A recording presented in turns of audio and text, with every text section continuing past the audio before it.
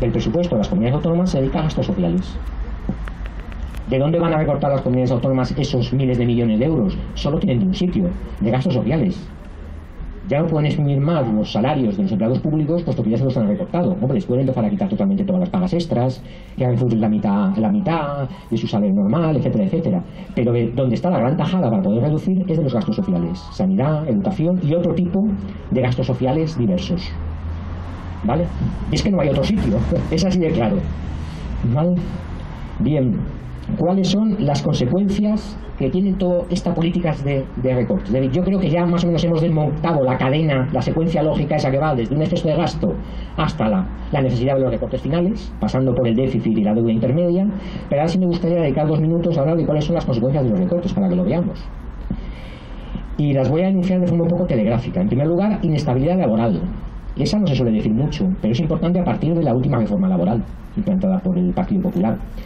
Ya sabéis que ahora mismo los empleados públicos pueden ser despedidos por motivos económicos de las entidades públicas. Hasta ahora eso no era así. De hecho, había muchas sentencias de juzgados, sobre todo en los juzgados de lo social de Cataluña, que estaban echando para atrás despidos objetivos de las entidades públicas por considerar que las entidades públicas, su finalidad fundamental no era obtener beneficios, sino era prestar un servicio público, y por tanto no cabía el contemplar criterios de rentabilidad a la hora de impulsar un despido económico, ¿vale? Bien, dado que estos juzgados estaban emitiendo estas sentencias durante sobre todo el último trimestre del año pasado y principios de este año, lo que ha hecho el gobierno es decir, implanto en la reforma laboral una medida para que ya por ley se pueda.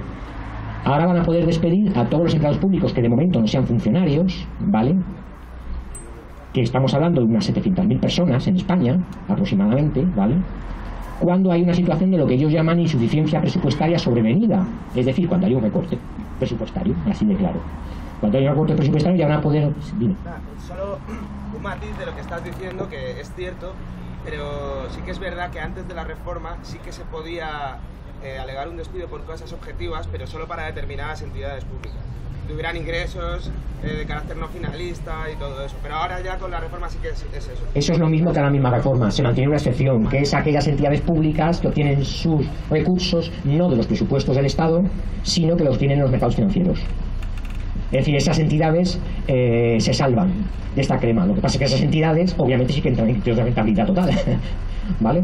Pero todas aquellas que entran están financiadas por los presupuestos generales del Estado, van a entrar directamente en esta reforma. Con lo cual, una inestabilidad brutal. Estos recortes lo que van a suponer es el posible despido de entre 600 y 700.000 contratados laborales no funcionarios de las diversas administraciones públicas, ya sean la central, las autonómicas o las municipales, ya sin ningún tipo de cortapisa legal, que es el problema que hasta ahora tenían, que la mayor parte de los juzgados estaban echando hacia atrás esos despidos objetivos, ¿vale? Bien, luego inestabilidad laboral. Segundo, inestabilidad económica, y es que esa es muy clara, es decir, absolutamente todos los analistas llevan diciendo desde hace muchos meses que los recortes lo único que hacen es generar recesión y disminución del crecimiento. Pero lo han dicho incluso las entidades, los organismos internacionales como el Fondo Monetario Internacional, el Banco Mundial, en fin, absolutamente todos los entes. Hay un informe en concreto que hizo el Fondo Monetario Internacional en julio del 2011, es decir, hace unos 7 meses, poco más allá, que es una revisión de absolutamente toda la literatura científica que había sobre recortes presupuestarios y sus efectos sobre el crecimiento, ¿vale? Esta gente ha analizado 173 casos que había en 17 países, analizando desde 1938 hasta el 2009. Las conclusiones que han sacado es que todas aquellas ideas que las tienen algunos neoliberales de que los recortes presupuestarios lo que producen al final es una expansión del crecimiento porque genera más confianza y todo ese tipo de cosas y entonces se invierte más y demás, es totalmente falso, es totalmente erróneo. Al revés, lo único que producen los recortes presupuestarios es una disminución del consumo y por tanto finalmente una reducción del crecimiento. La estimación que se da es de que por cada punto de reducción presupuestario se reduce el crecimiento en un 0,62%.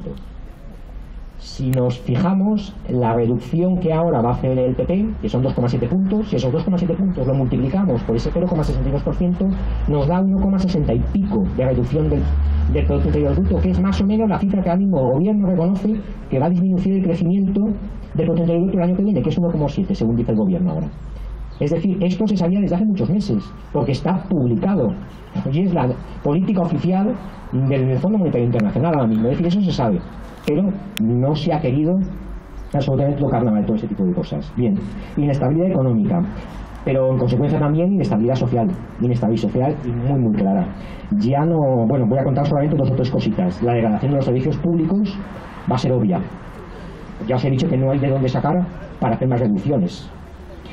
Pero además hay algo todavía más grave, y es que en España tenemos, como antes os comentaba, un déficit histórico en cuanto a gasto social. Hemos comentado que España está 5 puntos por debajo del gasto social de otros países europeos. Hay autores como Vicente Navarro que han calculado cuánto es en millones este dinero, y calculan que más o menos estamos hablando de que España dedica en gasto social unos 66.000 millones de euros al año menos que la media europea. Esto se va a quedar así para siempre.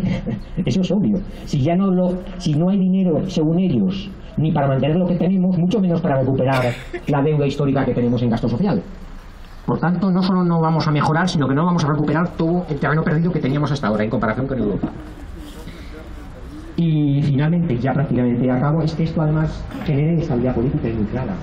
Y es que se comenta poco, pero el pacto político sobre el que se establece la transición española en ese momento, la democracia, es un pacto político que se tenía en los salarios. Por un lado, un incremento de los salarios, y tal,